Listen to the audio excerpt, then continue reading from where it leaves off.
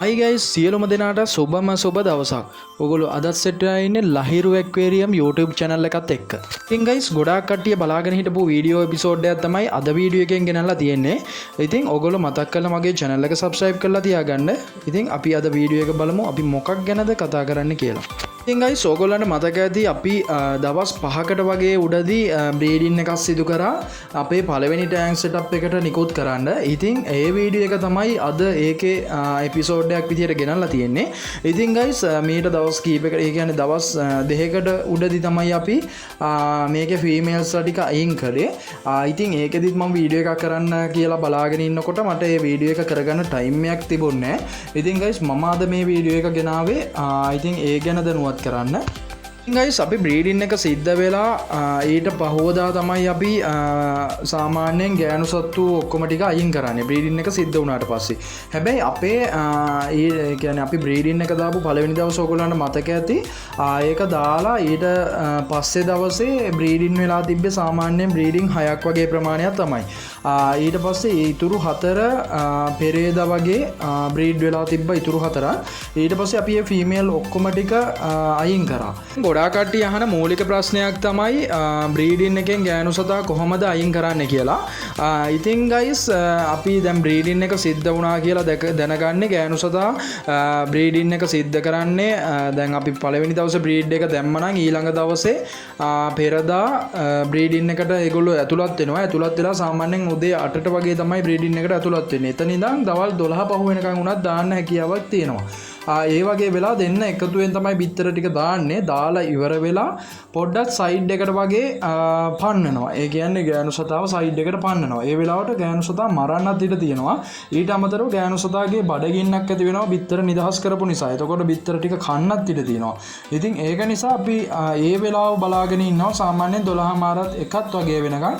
එතනින් පස්සේ අපි ගෑනු සතාව කෙලින්ම ටැංක් එකෙන් අයින් කරලා දානවා. මොකද එතෙන්දි පස්සේ පිරිමි සතා තමයි ටැංක් එකේ මේ පැටවුන් ටික රකින්නේ. ඉතින් guys ඔය වීඩියෝ එකේදී ඔයගොල්ලන්ට පේන්නේ මේ බ්‍රීඩ් දැන් අපි අර කලින් දවසේ දාගත්ත බ්‍රීඩින් 10න් ඔක්කොම 10ම ෆුල්ෆිල් වෙලා තියෙනවා පැටව් ඇවිල්ලා. හැබැයි දැන් මේ දවස් ටිකේ පැටව් වතුර මට්ටමේ පීනන ඒවත් ඔයගොල්ලන්ට දැක ගන්න පුළුවන්. ඔය දැන් ඔයගොල්ලන්ට පේන්නේ පැටව් මේ එලිෆැන්ටියා බ්‍රීඩින් එකක්. ඒකෙත් පැටව් වතුර මට්ටමේ තමයි තාම ඉන්නේ. ඒ කියන්නේ අර ඒගොල්ලන්ගේ තියෙනවා මේ කහමද වගේ පොඩි බඩේ. ඒ කියන්නේ ඒගොල්ලෝ ඒ ඉපදෙනකොටම ඒකත් එක්ක ආහාර රැගෙන තමයි එන්නේ. ඉතින් ඒක නිසා අපි අර මුල් දවසේම ආහාර දෙන්නේ නැහැ. ඉතින් ගොඩාක් කට්ටිය ඒක ගැන දැනුවත් නිසා මම ලොකුවට ඒක ගැන පැහැදිලි කරන්නේ නැහැ. සාමාන්‍යයෙන් මේගොල්ලන්ට අපි දැන් බ්‍රීඩින් එක සිද්ධ වෙලා පැටව් වතුර මට්ටමේ නිකන් පීනලා දවස් 2ක් 3ක් වගේ යනකොට ඒගොල්ලෝ වතුර මට්ටමින් පොඩ්ඩක් යටට ගිහිල්ලා හොඳට ඇක්ටිව් එකේ පීනන්න ගන්නවා. අන්න ඒ ටයිම් එකට අපි ආහාර දීම තමයි සිදු කරන්නේ. එතකොට අපි මේකට බිත්තර කහමද යොදා ගන්නවා. ඉතින් ඒ වගේ වීඩියෝස් මම ඒ කියන්නේ ආහාර ලබා දෙනකොට වීඩියෝස් හිමීට දාන්නම්. ඊට පස්සේ අපි බ්‍රයින් ෂිම් වගේ දේවල් වලට යනවා. පාම් පණුව වගේ ආහාර වලටත් යන්න පුළුවන්. ඉතින් මගේ නම් අනුමත මගේ ක්‍රමේ නම් අපි බ්‍රීඩින් එක සිද්ධ කරගන්නේ බ්‍රීඩින් එකේ කියන්නේ පැටව් පීනනකොට අපි කහමද වලින් ගිහින් ඊට පස්සේ බ්‍රයින් ෂිම් වලින් එතනින් පස්සේ සමහරක් කට්ටියට පුළුවන් පැරමීසියම් වලින් උනත් දීර්ඝව කරන් යන්න. ඉතින් guys ගොඩාක් කට්ටියට ප්‍රශ්නයක් වෙලා තියෙනවා සමහරක් තැන් වලින් මව්සත්තු අරගෙන ඒ මව්සත්තු ඒ කියන්නේ ගොඩාක් පරිණත වෙලා වැඩි. ඒ කියන්නේ සමහරක් තැන් වල දෙනවා බ්‍රීඩින් කපල්ස් කියලා ගොඩාක් පරිණත වෙච්ච මාළු. ඉතින් ඒගොල්ලන්ගෙන් වැඩි දීර්ඝ කාලයක් බ්‍රීඩ් කරගන්නත් බෑ. සමහරක් විට පෙන කූඩ ගහන්නෙත් නෑ, බිත්තර දාන්නෙත් නෑ.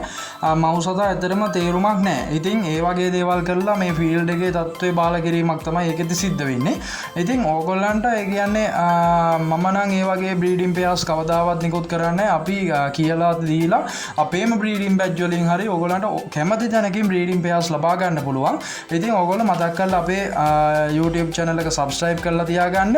අනික අපේ farm එකට ඔයගොල්ලන්ට ඇවිල්ලා බලලා මාළු තෝරලා බලලා අරගෙන යන්න පුළුවන්. අපෙන් මාළු ගන්න කට්ටිය දන්නවා. මාළු තෝරලා බලලා ඒගොල්ලන්ට කැමතිම ඕනෙම මාළුවෙක් variety එකක් එහෙම මගේ ප්‍රධාන variety මම farm එකට ගෙන්න ගන්න. ඒ වගේ දේවල් මං ගාව නැහැ. ඒක නිසා ඔයගොල්ලන්ට අපේ බ්‍රීඩින් කපල්ස් අවශ්‍ය නම් එක්කෝ මාළු බල්ක් පිටින් අවශ්‍ය නම් අපේ WhatsApp දුරකථන අංකය 076 86 33 915 ලහිරු එක්වේරියම් මගේ නම්බර් එක මටම කතා කරන්න.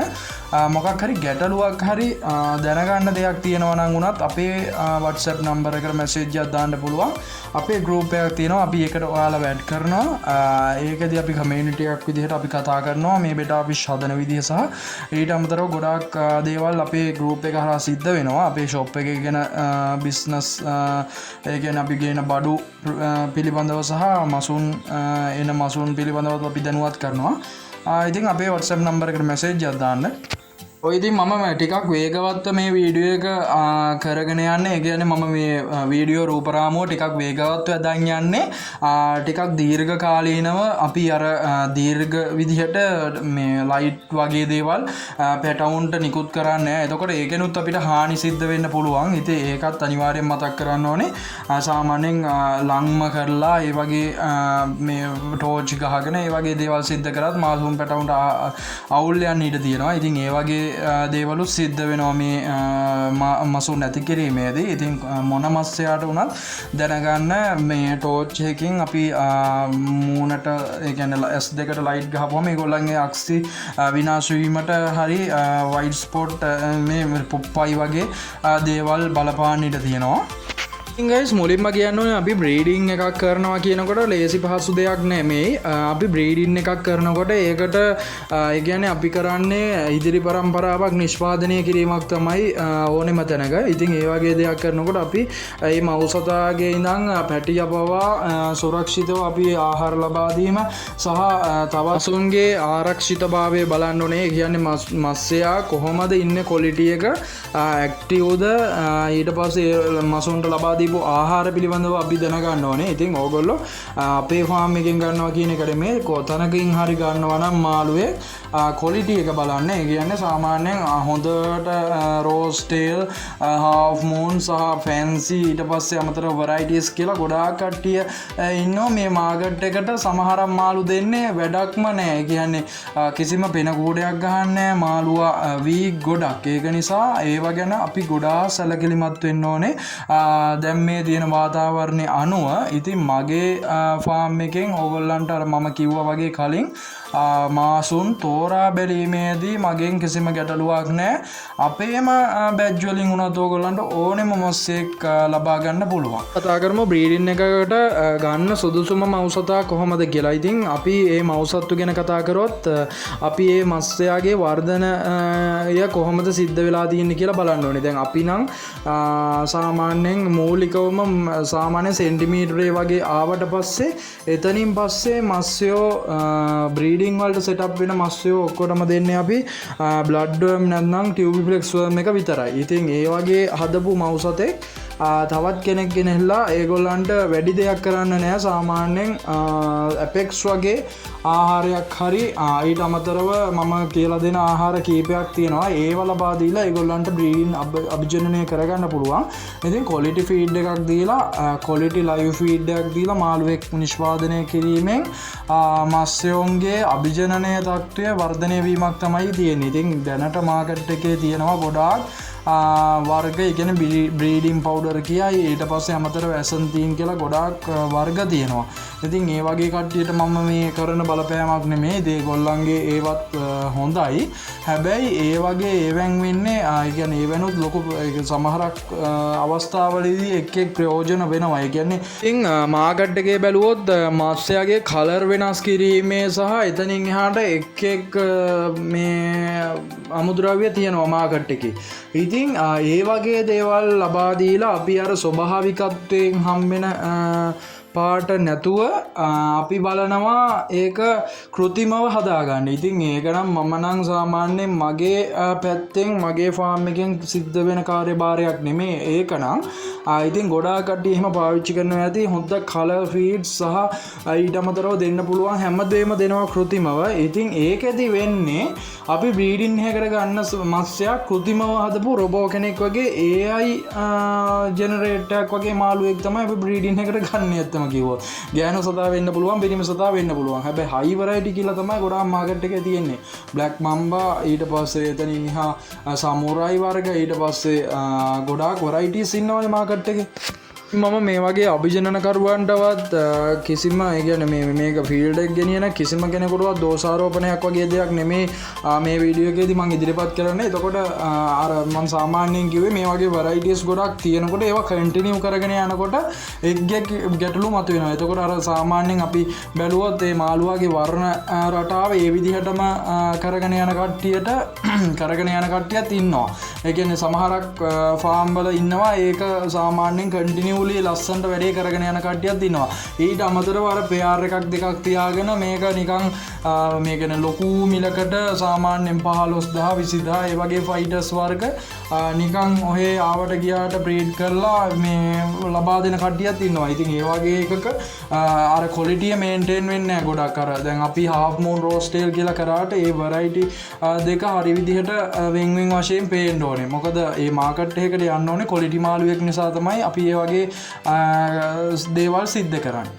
ඉතින් මේ ෆයිටර්ස් හදනවා කියන එක ඇත්තටම මේ මාකට් එක දිහා බැලුවත් ඊට පස්සේ අපි ෆාම් එකක් විදිහට බැලුවත් ඒක හරියම සුළු වැඩක් කියලා තමයි ගොඩාක් කට්ටිය හිතන්නේ.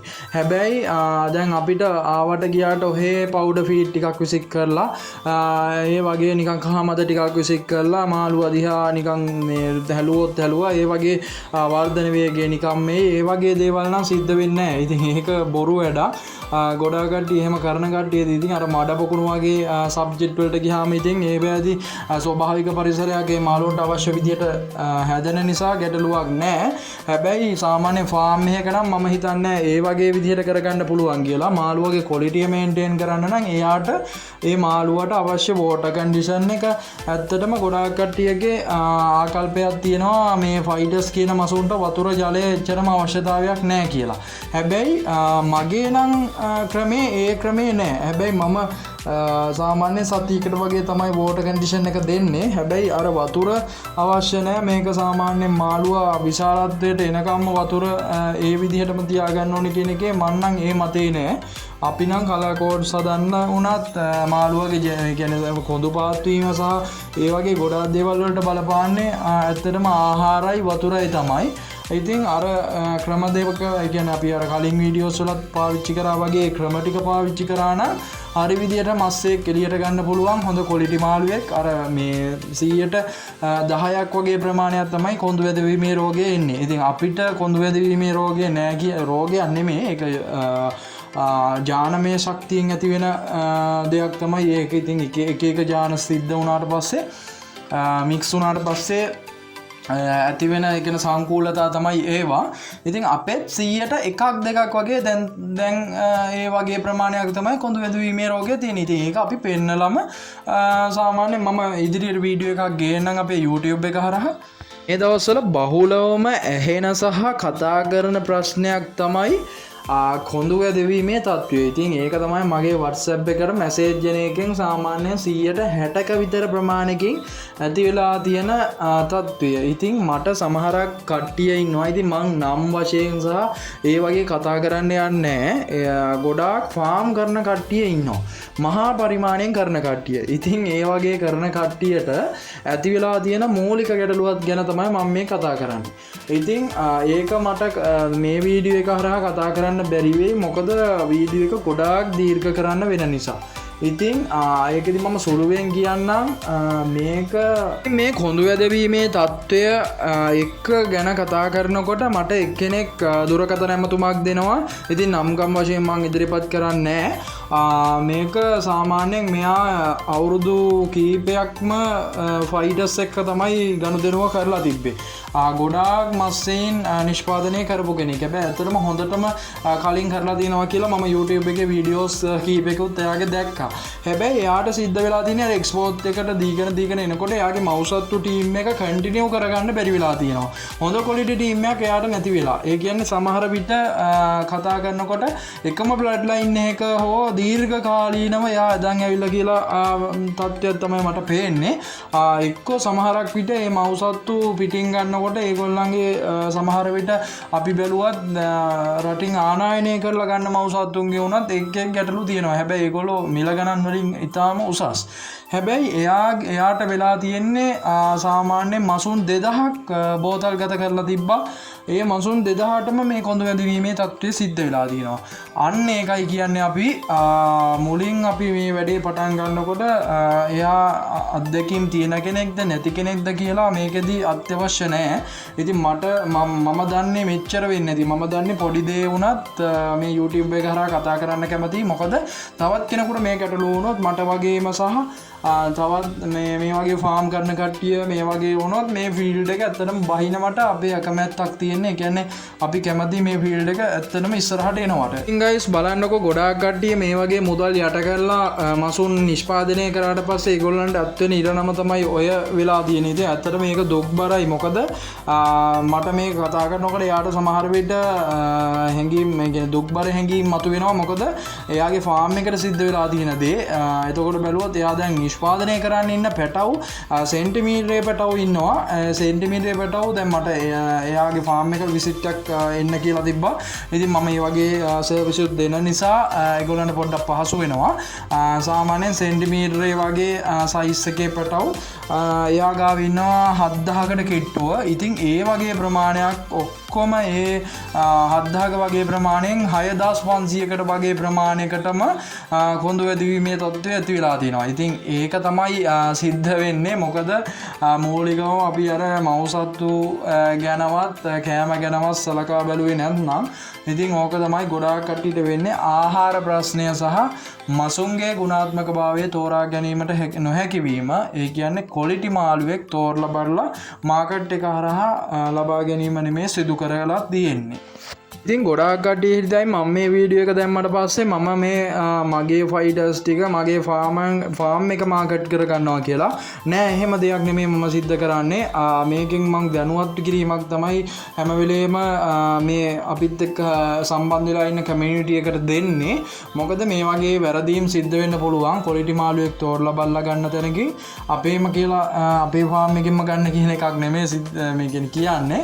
අර ක්වොලිටි මාළුවෙක් ඉන්නවා නම් ඒ මාළුව අරගෙන අපි ඒ මාළුවට හරි හොඳ ෆීඩ් එකක් දීලා හොඳ ආහාරයක් ලබා දීලා බ්‍රීඩින් එකට ගන්න පුළුවන්. දැන් සමහර කට්ටිය ඉන්නවා පිරිමි සතා හොඳ ක්වොලිටි එකකට අරන් සමහර විට ගෑනු සතාගේ වරලා අගින් පොඩ්ඩක් නැමෙන ගතිය වගේ අවස්ථා තියෙනවා. ඒ වගේ ගැටලු මතුවෙනවා. ඉතින් ඒකත් ගෑනු සතා දිහත් අපි බලලා ගන්න ඕනේ. ගෑනු සතාගේ හොඳට බිත්තර පිරීලා තිබ්බට අර මේ පිටින් බාහිරින් බලන්න ඕනේ දේවලුත් ගොඩාක් දේවල් තියෙනවා. ඉතින් ඒ ටිකත් බලලා තමයි අපි බ්‍රීඩින් එකට සුදුසුම මවුසත්තු ටික විතරක් තෝරගන්නේ. සමහර විට ගෑනු සතාගේ හරි පිරිමි සතාගේ හරි පොඩි ගැටලු ඇති වෙන්න පුළුවන්. ඉතින් ඒ වගේ දෙයක් ගැටලුවක් ඇති වුණත් පිරිමි සතාගේ ජානාවා කියලා ගෑනු සතාගෙන් අර මාළු වෙනවා කියන එක නෙමෙයි කියන්නේ. සමහර විට ඒ වගේ සාංකෝඩතාවයක් ඇති වුණොත් ඉදිරි පරම්පරාවම අපි කතා කරොත් අබ්බගතයි කියන දේ තමයි කියන ආබාධිතයි කියන පැත්තට තමයි ගොඩක් දුරට යන්නේ. ඉතින් ඒක අපේ අත්දැකීම් අනුව තමයි අපි කියන්නේ. මම සාමාන්‍ය මේ ෆීල්ඩ් එකේ දැනට අවුරුදු 4ක් මාළුත් එක්ක තමයි ගනුදෙනු කරන්නේ. ඉතින් ඒකත් එක්ක තමයි මම මේ ෆීල්ඩ් එකේ වැරදි පොයින්ට් අල්ලගෙන ඒවත් එක්ක කතා කරන්නේ. මොකද අපි මේ ෆීල්ඩ් එකේ ඉන්නකොට අපි බය නැහැ මේවා ගැන ඉදිරිපත් කරන්න. අපි කැමතියි මේවා ගැන කතා කරන්න. එළියෙන් එන ප්‍රශ්න අපි ඇත්තටම කතා කරන්න කැමතියි. YouTube එක කරා අපි හංගගෙන ඉන්න නෙමේ ඕනේ. ඒ වගේ දෙයක් නැවත දැනුවත් කරලා මේ ෆීල්ඩ් එක තවත් ගිව් අප් එකක් තමයි දෙන්න බලාපොරොත්තු වෙන්නේ. ඉතින් මේ වීඩියෝ එක තවත් දීර්ඝ වෙනවා. මම මේ ගැන සාකච්ඡා කරන්න ගියොත් දීර්ඝ වශයෙන්. ඉතින් ගොඩාක් දීර්ඝව මම කතා කරන්න බලාපොරොත්තු වෙන්නේ නැහැ. මොකද බලන කෙනාටත් ඒක යම් දෙයක් ලබා ගැනීම තමයි මේකේ පරමාර්ථය. ගයිස් මම හිතනවා මේ කතා කරපු ගැටලුව ඇතුළුව ඕගොල්ලන්ට තිවුණ ගැටලුවකුත් ඇති කියලා. ඉතින් ඒගොල්ලෝ බිගිනර්ස්ලාද එක්ස්පීරියන්ස් තියෙන කට්ටියද කියලා මට ඒක අදාළත්වයක් නැහැ. බිගිනර් කෙනෙකුට ගන්න පුළුවන් උපදේශ ටික වුණත් ඊට අමතරව එක්ස්පීරියන්ස් තියෙන කෙනෙක් හරි මේ වීඩියෝ එක බලලා ඒගොල්ලන්ටත් ඒ වගේ පොඩි අදහසක් ලබා ගත්තා නම් ඒක ඇති මට. එහෙනම් හිතනවා මම මේ වීඩියෝ එකෙන් හොඳ දෙයක් ඔයගොල්ලෝ ලබා ගත්තා කියලා. එම දෙයක් ලබා ගත්තා නම් ඔයගොල්ලෝ මතක් කරලා මගේ channel එක subscribe කරලා තියාගන්න. ඉදිරියට සුපිරි වීඩියෝස් ටිකක් අනිවාර්යයෙන්ම ගේනවා. අපේ එපිසෝඩ් ගොඩාක් එන්න නියමිතයි. ඊළඟ වීඩියෝ එකත් සුපිරිම ආරම්භයකින් මම කරන්න බලාපොරොත්තු වෙනවා. ඉතින් එහෙනම් අපි මේ වීඩියෝ එකෙන් අදට සමු ගන්නම්. ඔබ සියලු දෙනාට සුබම සුබ දවසක්. ලහිරු ඇක්වේරියම්.